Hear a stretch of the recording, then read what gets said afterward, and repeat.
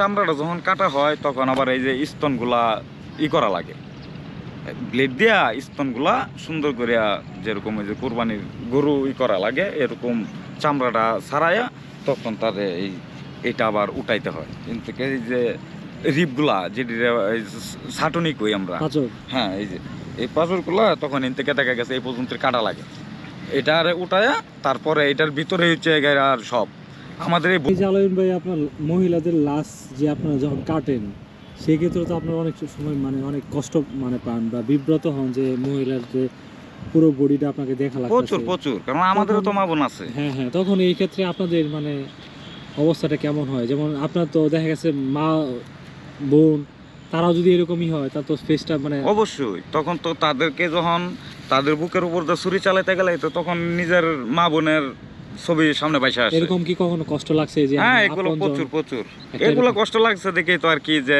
ওই অন্তত ওই কাজটা বাদ দিয়ে দিছি।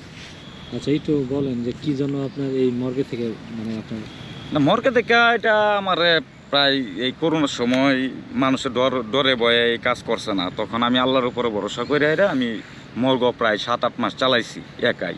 তো বিষয় হচ্ছে একা চালাইছি, তারপরে আবার না পাইরা কারণ লোকজন আইসে না, এখন এই কাজ তো আর থাইমা থাকতে পারে না, এটা চলমান কাজ, তারপরে হচ্ছে গুরুত্বপূর্ণ কাজ, তাহলে দুনিয়ার যত কিছুই হোক এই কাজ করতেই হইব, আমি না করে অন্য কেউ করবো।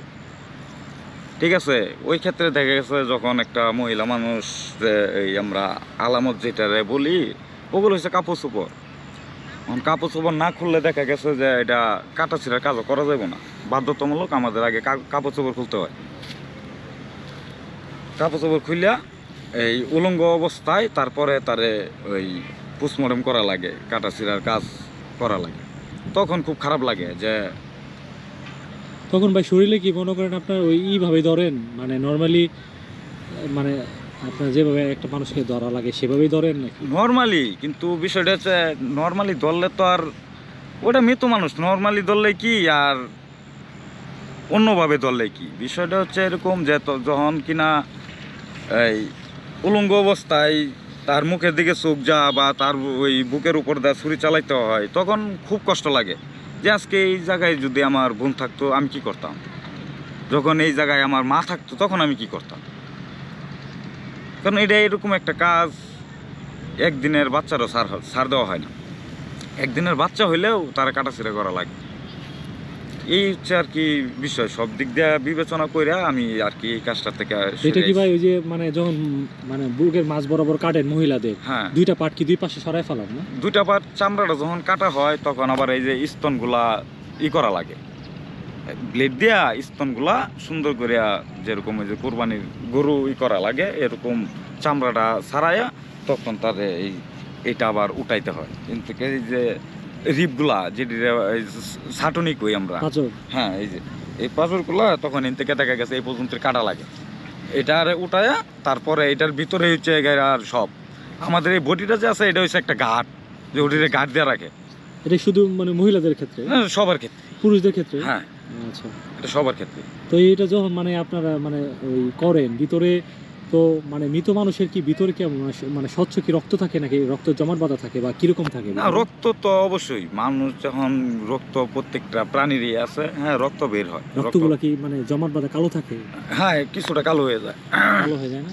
হ্যাঁ একটু জমাটও থাকে, কারণ সে মারা যাওয়ার পরে তো তার সবকিছুই অচল, চলাফেরা ইন টোটালি বদ্ধ হয়ে যায়, তখন ওইটা জমাট হয়ে যায়, রক্ত জমাট বাঁধা শুরু হয়ে যায়। হ্যাঁ তখন এই যে আপনার মহিলাদের লাশগুলো আপনার মানে যখন কাটাকাটি করেন সেই ক্ষেত্রে দেখা যায় যে নিজেরও চোখ হেফাজত রাখা যায় না, না রাখা যায়, কারণ হচ্ছে যে আপনার মানুষ তো আমরা, দেখেন চোখ তো মানে চোখ ভালো করে না দেখলে আপনার কাজ কিভাবে না না কাজ করা যাবে তো আপনার মানে এটা মানসিকভাবে দেখা যায় একটা এটা মানে একটা চাপ পড়ে, প্রচুর চাপ লাগে, প্রচুর খারাপ লাগে।